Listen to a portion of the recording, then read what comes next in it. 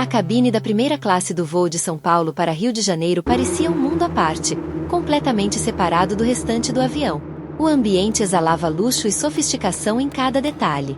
A luz amarela suave iluminava as poltronas de couro macio, as mesas de madeira polida que refletiam como espelhos, os guardanapos dobrados com precisão e as taças de cristal que brilhavam sob a luz.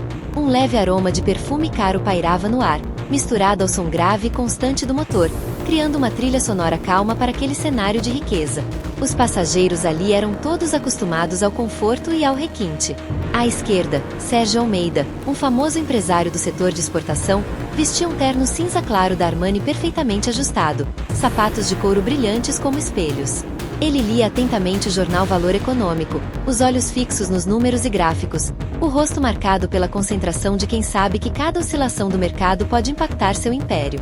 Algumas fileiras atrás, Camila Freitas, dona de uma renomada rede de spas no Rio, vestia um elegante vestido preto da Gucci, um colar de pérolas ao pescoço, segurando uma taça de vinho tinto chileno.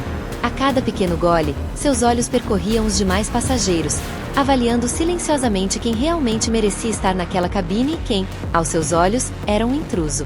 Mas quem mais chamava a atenção era Helena Souza, magnata do setor imobiliário no Rio, com seus mais de 50 anos de elegância e autoridade. Ela usava um tailleur creme impecável, os cabelos presos num coque alto e firme ao estilo das damas tradicionais do Brasil. Seu rosto estava cuidadosamente maquiado, lábios vermelhos vivos, olhar firme atrás de discretos óculos de leitura. Ao lado, repousava sua bolsa Louis Vuitton recém-adquirida em São Paulo, o cheiro de couro novo ainda perceptível. Helena sentava-se com as costas eretas, o olhar percorrendo o ambiente com um orgulho silencioso, a certeza íntima de ser uma das poucas que realmente pertenciam àquele espaço de elite. O som da porta da cabine se abrindo trouxe uma brisa fresca do corredor. Um homem entrou. Caminhava com postura firme, passo seguro sem ostentação. Trajava uma camiseta branca simples, jeans azul levemente desbotado, tênis gastos e arranhados na ponta. Sobre os ombros, uma mochila de tecido já envelhecida pelo tempo, mas limpa e bem cuidada. Seus movimentos eram naturais, despretensiosos. Era Roberto Carlos, o lendário lateral da seleção brasileira, ídolo de multidões nos tempos áureos do futebol canarinho. Mas ali, naquela cabine da primeira classe, ninguém parecia reconhecê-lo. Sem seguranças, sem flashes, sem alarde. Apenas um homem simples e sereno. O olhar de Helena cruzou involuntariamente com o dele. Ela arqueou as sobrancelhas, os olhos o examinaram de cima a baixo enquanto uma voz crítica ecoava em sua mente. Primeira classe com essa roupa? Em que mundo estamos? Certamente algum sortudo ou novo rico querendo ostentar. Roberto seguiu até seu assento, 2A, bem ao lado dela. Com um sorriso discreto, fez um leve aceno de cabeça em cumprimento. Helena desviou o rosto para a janela, os lábios se curvaram num meio sorriso de desprezo. Não retribuiu. Uma comissária se aproximou com um sorriso cordial. Senhor, senhora, o que desejam beber? Helena respondeu sem olhar. Um vinho tinto chileno do melhor, e salmão defumado. A comissária assentiu e voltou-se para Roberto. Ele manteve o sorriso gentil, a voz baixa e educada. Uma água mineral e um sanduíche de frango, por favor. Helena lançou-lhe um olhar enviesado. O canto da boca levantou num gesto carregado de ironia. Falou em tom baixo, mas o suficiente para ele ouvir. Sanduíche? Na primeira classe. Não sabe se comportar. Quando os pedidos chegaram, Roberto afivelou o cinto, inclinou-se para pegar um livro na mochila e, sem querer, derrubou o sanduíche no chão, que se partiu ao meio. Desculpe, disse, curvando-se rapidamente para recolher. A comissária se abaixou junto. Não se preocupe, senhor. Eu trago outro para o senhor. Roberto sorriu com leve constrangimento e balançou a cabeça. Não há necessidade. A culpa foi minha. Eu como este mesmo. Helena balançou a cabeça, o tom carregado de desprezo. Dá para perceber o nível de uma pessoa pelo jeito como ela se comporta. Que desleixo para alguém na primeira classe. Roberto ergueu o olhar, tranquilo, sem raiva, e disse com serenidade. Peço desculpa se a incomodei, senhora. Helena soltou uma risada seca. Incomodar? Você deveria estar lá no fundo, perto do banheiro. É mais apropriado. Alguns passageiros ao redor olharam para Helena com expressões de incômodo. Um ou outro balançou a cabeça, outros suspiraram discretamente diante da grosseria. Roberto nada disse, apenas se ajeitou calmamente, afivelou o cinto novamente. Espero que a senhora tenha uma viagem agradável. O chefe de cabine se aproximou, sorridente mas firme. Senhora, por favor, pedimos que mantenha calma. Todos os passageiros da primeira classe recebem o mesmo respeito e serviço. Helena cruzou os braços, virou-se para a janela e murmurou. A primeira classe perdeu o padrão mesmo. O avião começou a taxiar. O som grave do motor preencheu o ambiente, enquanto a aeronave ganhava velocidade e alçava voo, levando consigo não apenas passageiros, mas também histórias que estavam prestes a transformar destinos. Roberto voltou o olhar para a escuridão do céu lá fora. As luzes da pista se apagavam à medida que o avião subia. Em seus olhos surgiu um brilho melancólico, a tristeza de quem já se acostumou a ser julgado pela aparência, mas que ainda assim não deixava de se entristecer. Em sua mente vieram lembranças da infância em Garça. Os comentários, os olhares desconfiados. Esse menino aí? Baixinho demais para ser jogador. Mas ele respondeu com velocidade, com força, com os gols e os chutes que ecoaram pelo mundo, gravando seu nome na história. A cabine silenciou, embalada apenas pelo ronco constante do motor. A trilha de um encontro e de um aprendizado que acabava de começar. A primeira classe permanecia em um silêncio quase solene. O som grave e contínuo dos motores embalava o ambiente como uma melodia suave da noite. A luz amarela suave iluminava as taças de cristal, os guardanapos impecavelmente dobrados, as mesas reluzentes. Tudo parecia perfeito, no lugar certo, como se aquele espaço fosse um templo do requinte. Mas por trás dessa fachada de perfeição, dentro do coração de uma pessoa, uma tempestade começava a se formar. Helena Souza permanecia com as costas eretas, os braços cruzados, o olhar perdido na imensidão escura além da janela.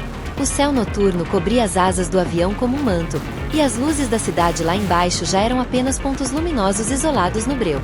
No íntimo, Helena alimentava um sentimento de satisfação, o orgulho de achar que havia cumprido um dever. Na mente dela, havia protegido a dignidade da primeira classe, mostrado ao intruso que ele não pertencia àquele lugar. Esse pensamento lhe trazia um certo alívio, como se tivesse reafirmado sua posição de superioridade. Ao lado, Roberto Carlos permanecia calado, quase invisível. Usava fones, os olhos cerrados, mas o sono não vinha. As palavras duras, os olhares de desprezo, nada daquilo era novo para ele. Ainda assim, cada vez que acontecia, um nó se formava em seu peito. Os ecos do passado voltavam. O menino franzino de Garça, com chuteiras gastas, o uniforme surrado. E as vozes. Esse baixinho? Nunca vai ser jogador. Melhor desistir. Ele recordava a tristeza, a mágoa e a força que surgiu para calar as críticas com gols, com chutes potentes, com conquistas que ecoaram em estádios pelo mundo todo. Atrás, Felipe, um jovem de uns 20 e poucos anos, observava o homem da poltrona 2A. Inquieto, cutucou o amigo Lucas. Lucas, olha lá na frente. Não parece o Roberto Carlos? Lucas franziu a testa. O quê? Tá maluco? Roberto Carlos, vestido assim, na primeira classe? Felipe insistiu. Eu tenho certeza. Vi ele uma vez no estádio. O olhar, o rosto. É ele. Movido pela emoção, Felipe pegou o celular, querendo registrar aquela imagem. Mas antes de conseguir focar, Roberto virou a cabeça e os olhos dos dois se encontraram. O olhar de Roberto era sereno, gentil, mas firme. Ele apenas balançou a cabeça, pedindo em silêncio, não. Um simples gesto, mas que foi como um toque direto no coração de Felipe. O jovem abaixou o celular, o rosto vermelho de vergonha, e balbuciou. Desculpa, desculpa mesmo. O ambiente voltou ao silêncio. Momentos depois, uma comissária passou com jornais e revistas. Helena pegou um exemplar do Globo Esporte, mais por vaidade do que por interesse real. Virou as páginas rapidamente até que um título em negrito saltou aos seus olhos. Roberto Carlos, o símbolo da humildade dentro e fora de campo. Logo abaixo, uma foto. O ex-jogador elegante de terno em um evento beneficente, sorriso discreto, olhar sereno. Helena prendeu a respiração e começou a ler mais devagar. Lenda do futebol brasileiro, Roberto Carlos não conquistou apenas campos e estádios. Admirado mundialmente por seu trabalho solidário, dedica tempo e recursos a causas sociais, ajudando comunidades carentes no Brasil, na África e em outras partes do mundo. Ela murmurou, como se descobrisse um segredo. Roberto Carlos. É claro, esse nome. Continuou lendo, e a cada linha seu orgulho se esvaía. Títulos, prêmios, gestos generosos, um homem que merecia respeito. Ela levantou o olhar para comentar com o passageiro do outro lado do corredor, querendo exibir sua descoberta. Esse Roberto Carlos é que é um verdadeiro cavalheiro. Talentoso, rico, e ainda assim simples, generoso, uma raridade hoje em dia. O passageiro apenas sorriu, desviando os olhos discretamente para Roberto, sem entender como Helena ainda não havia percebido. Foi então que Helena voltou a olhar a foto no jornal, e o rosto ao lado. O impacto foi imediato. O homem da foto e o que estava a poucos centímetros dela eram a mesma pessoa. Roberto Carlos, com sua camiseta simples, jeans e mochila gasta. O sangue subiu-lhe ao rosto, o calor tomou conta de suas bochechas. Ela alternava o olhar entre o jornal e o homem, sentindo o coração acelerar. Não, não pode ser. O homem que acabei de humilhar, um herói nacional, um exemplo de caráter. Como se para confirmar, uma comissária passou, inclinando-se respeitosa. É uma honra tê-lo conosco neste voo, senhor Roberto Carlos. As palavras cortaram como lâminas a falsa sensação de superioridade de Helena. O jornal tremia em suas mãos, o orgulho desabava. O mundo ao redor parecia julgá-la agora, refletindo de volta os olhares que ela mesma havia lançado antes. Sentiu-se pequena, mesquinha. Cada palavra ríspida que dissera ressoava dentro dela.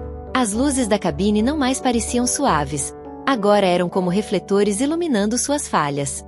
Ela lançou um olhar furtivo para Roberto. Ele seguia sereno, o rosto voltado para a janela, o luar iluminando seu perfil tranquilo. Nenhum traço de ressentimento. E isso a envergonhava ainda mais. Era como se o próprio silêncio dele fosse o maior ensinamento. O coração de Helena clamava por um pedido de desculpas, por uma chance de se redimir. Mas o orgulho que a sustentara a vida inteira ainda mantinha calada. O nó em sua garganta a impedia de falar. A primeira classe, antes tão confortável, agora lhe parecia um palco de suas próprias limitações. E o motor do avião, constante, parecia sussurrar. É hora de aprender. O silêncio reinava na primeira classe. O som grave e contínuo dos motores parecia agora uma canção lenta que embalava a noite e os pensamentos de Helena Souza. As luzes suaves iluminavam o espaço, mas para ela tudo ao redor parecia ofuscado pela vergonha que queimava em seu peito. Aquele ambiente que antes lhe transmitia segurança e status agora parecia julgá-la, refletindo suas palavras duras e olhares de desdém como espelhos de sua própria pequenez. Por dentro, Helena se sentia despida de todas as máscaras e títulos. Tudo aquilo, as roupas de marca, a bolsa cara, os gestos refinados, parecia inútil diante da grandeza silenciosa do homem ao seu lado. O desejo de pedir perdão crescia em seu coração, quase sufocando-a. Mas o orgulho, aquele velho escudo que a acompanhava há décadas, ainda a impedia de agir. Respirou fundo. As mãos trêmulas buscaram apoio no apoio de braço entre as cadeiras. Voltou-se um pouco, a voz baixa, embargada pela emoção. Senhor Carlos, eu preciso lhe dizer algo. Roberto Carlos virou-se com calma.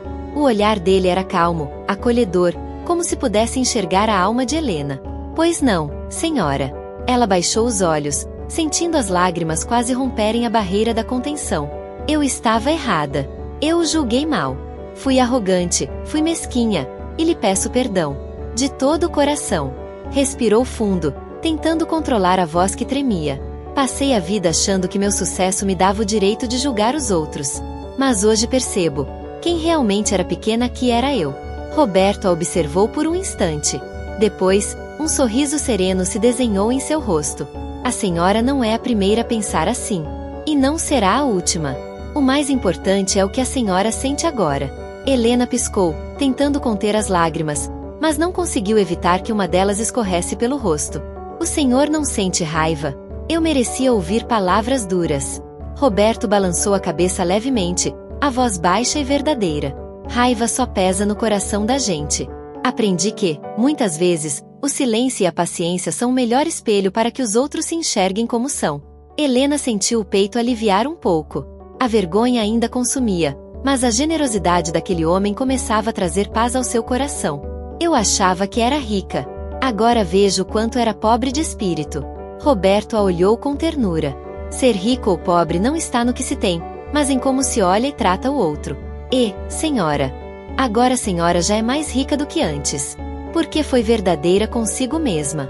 Helena fechou os olhos por um instante, absorvendo aquelas palavras como um bálsamo. Depois, criando coragem, perguntou baixinho: Senhor Roberto, quando o avião pousar, o senhor me permitiria uma foto ao seu lado? Não para ostentar, não para mostrar a ninguém. Só para que eu nunca esqueça a lição de hoje. Roberto sorriu, o rosto iluminado pela luz suave da cabine. Eu aceito. Com uma condição. Helena, surpresa e curiosa. Qual seria? Ele falou com a mesma doçura de antes. Que a senhora prometa, daqui para frente, sempre tente olhar primeiro com o coração.